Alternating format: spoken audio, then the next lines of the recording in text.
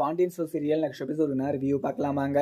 மயிலுக்கு ரொம்பவே சந்தோஷமா இருக்கு. அவங்க வேலை செஞ்சிருந்த வீட்டில் அங்கே சமையல் செய்கிறவங்க வேலையை விட்டு நின்றுட்டாங்க அப்படின்ற மாதிரியுமே அந்த ஓனருமே சொல்லியிருப்பாங்க. இதை கேட்டு இங்கே மயிலுக்கு ஒரு ஐடியாவுமே தோணுது. உடனே நம்ம அந்த வேலையுமே சேர்த்து செஞ்சால் நம்மளுக்கு சம்பளம் கொஞ்சம் அதிகமாக வரும் அப்படின்னு சொல்லிட்டு அந்த வேலையுமே கேட்டு அந்த வேலையுமே வாங்கிடுறாங்க. அவங்களுமே அந்த வேலையை கொடுக்குறேன் அப்படின்னு சொல்லிட்டு சொன்னதில் இங்கே மயிலுக்கு பயங்கர சந்தோஷம்.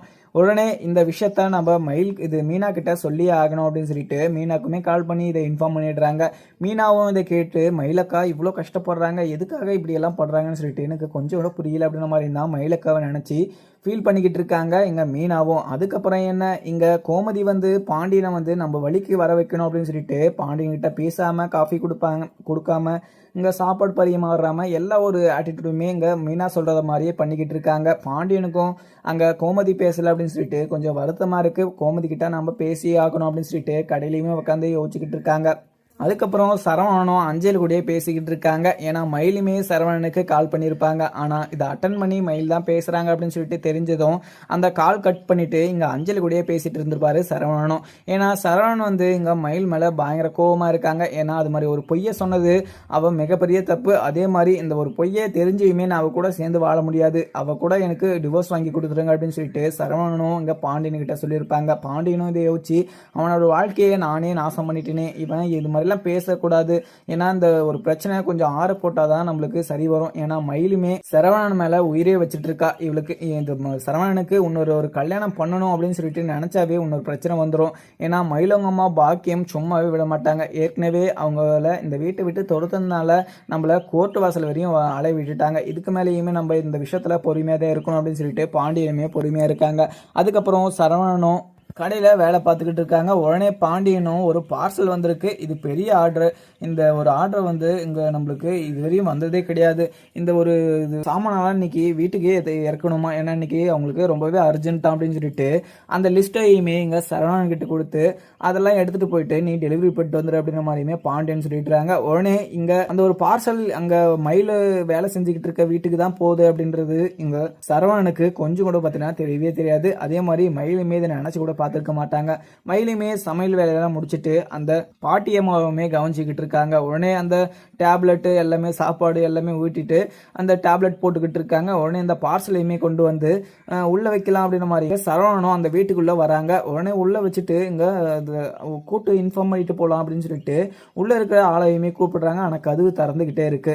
அதுக்கப்புறம் உள்ள போனதும் இங்க மயில் அந்த பாட்டி அம்மாவை கவனிச்சுக்கிட்டு இருக்கிறத பார்த்ததும் இங்க சரவணனுக்கு பயங்கர ஷாக்கிங். உடனே மயில் இங்க என்ன பண்றா அப்படின்னு சொல்லிட்டு இங்க சரவணனுக்கு கொஞ்சம் சந்தேகமா இருக்கு. அதுக்கப்புறம் மயில் மூஞ்ச பார்த்ததும் மயில் மேல இருக்கிற கோவத்துல அங்கிருந்து கிளம்பிடுறாங்க.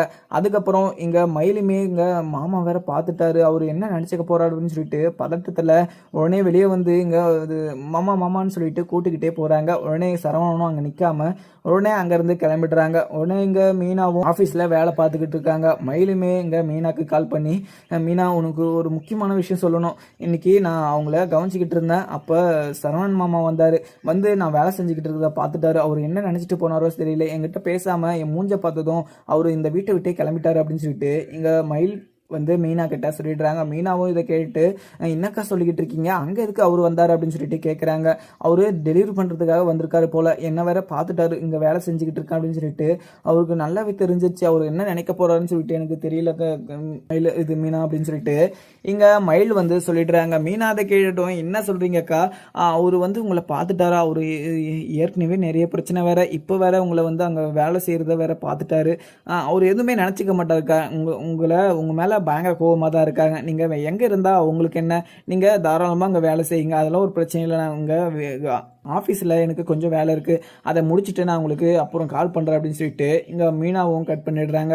உடனே இங்கே மயிலுக்கு ரொம்பவே பதட்டமாகவும் பயமாகவும் இருக்குது. ஏன்னா மாமா ஏற்கனவே ஹோட்டலில் பார்த்துட்டு அவர் என் மேலே பயங்கர கோபமாக இருந்தார். இப்போ நான் இங்கே வேலை செய்கிறேன், ஒரு பாட்டி அம்மாவை கவனிச்சிக்கிறதுக்கு இங்கே வந்திருக்கேன் அப்படின்னு சொல்லிட்டு அவர் பார்த்தது எனக்கு மிகப்பெரிய கஷ்டமாக இருக்குது அப்படின்னு சொல்லிட்டு உக்காந்துக்கிட்டு இருக்காங்க. அதுக்கப்புறம் என்ன, இங்கே கோமதியும் வீட்டில் உட்காந்துக்கிட்டு இருக்காங்க. பாண்டியனும் வீட்டுக்கு அந்த பேக்கையுமே வச்சுட்டு சாப்பிட்றதுக்காக உட்காடுறாங்க. உடனே இங்கே பாண்டியன் நடந்தது கவனிக்காம இங்க கோமதியும் உக்காந்துக்கிட்டே இருக்காங்க.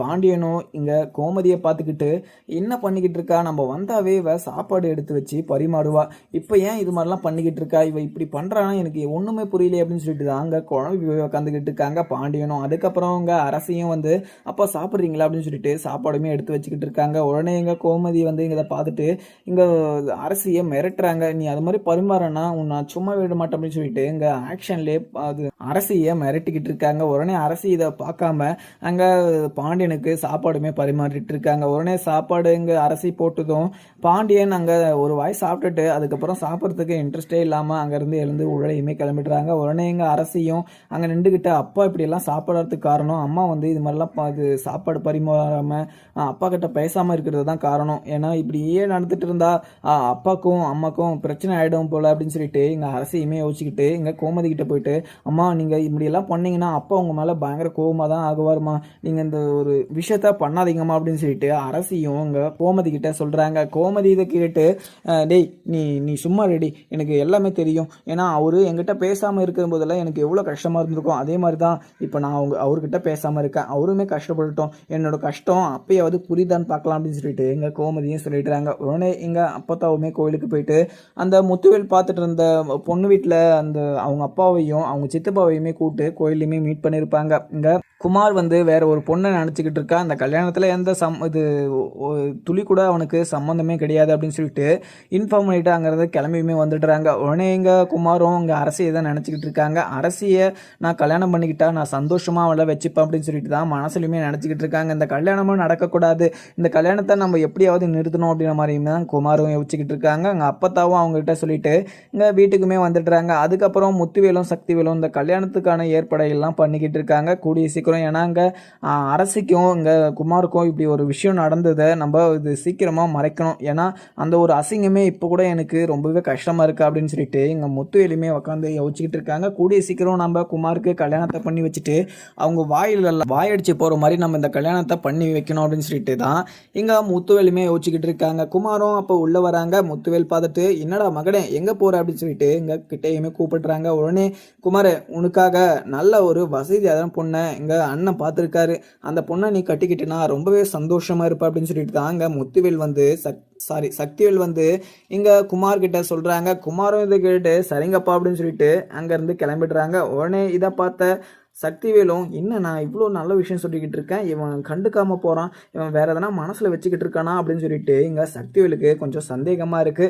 உடனே குமார் இங்க வாடா அப்படின்னு சொல்லிட்டு கூப்பிடுறாங்க. உடனே நீ என்னடா மனசுல நினைச்சுக்கிட்டு இருக்க, உனக்கு இவ்வளோ பெரிய நல்ல பொண்ணு பெரிய இடத்துல பொண்ணு பார்த்துருக்காங்க, அந்த பொண்ணு எவ்வளோ நல்ல பொண்ணு தெரியுமா, அந்த விஷயம் சொன்னால் நீ எதுவுமே கேட்காம இவ்வளோ அப்செட்டாக போகிற, கோவமாக போகிற, அப்படி என்ன விஷயம் நான் உனக்கு சொல்லிட்டேன், நீ வேறு எதனா மனசில் நினச்சிக்கிட்டு இருக்கியா அதை இப்போவே சொல்லிவிடு, ஆனால் நீ அப்புறம் சொன்னா உன் மேலே பயங்கர கோவமாயிடுவேன், நீ வேறு எதனா மனசில் நினச்சிக்கிட்டு இருக்கியா இல்லை அரசியை பற்றி நினச்சிக்கிட்டு இருக்கியா அப்படின்னு சொல்லிட்டு இங்கே சக்திவேல் கேட்குறாங்க. உடனே குமாரும் தயக்கத்தில் அது வந்துப்பா எனக்கு அதெல்லாம் எதுவும் போய் நான் நினைக்கலப்பா, நீங்கள் அதெல்லாம் நினச்சிக்கிட்டு எதுவுமே இப்போ பண்ணிக்கிட்டு இருக்காதீங்க, எனக்கு இந்த கல்யாணத்தில் மனப்பூர்வ சம்மதம் தான்ப்பா அப்படின்னு சொல்லிட்டு அங்கே குமாருமே அங்கேருந்து கிளம்பிடுறாங்க. உடனே எங்கள் அரசியும் அப்பா இது மாதிரி இது கஷ்டப்பட்டுக்கிட்டு பார்த்துக்கிட்டு என்னால் இருக்க முடியலம்மா, அப்பா ரொம்பவே கஷ்டப்படுறாருமா, நீங்கள் பேசலை, அவங்களுக்கு சாப்பாடு பரிமாறல அப்படின்னு சொல்லிட்டு நீங்கள் இது மாதிரிலாம் பண்ணாதீங்கம்மா அப்படின்னு சொல்லிட்டு அரசியும் அங்கே கோமதி கிட்ட சொல்லிக்கிட்டு இருக்காங்க. அதுக்கப்புறம் என்ன இருக்குன்னு பார்க்கலாமாங்க. வீடியோ பிடிச்சிருந்தா லைக் பண்ணுங்கள். Thank you friends.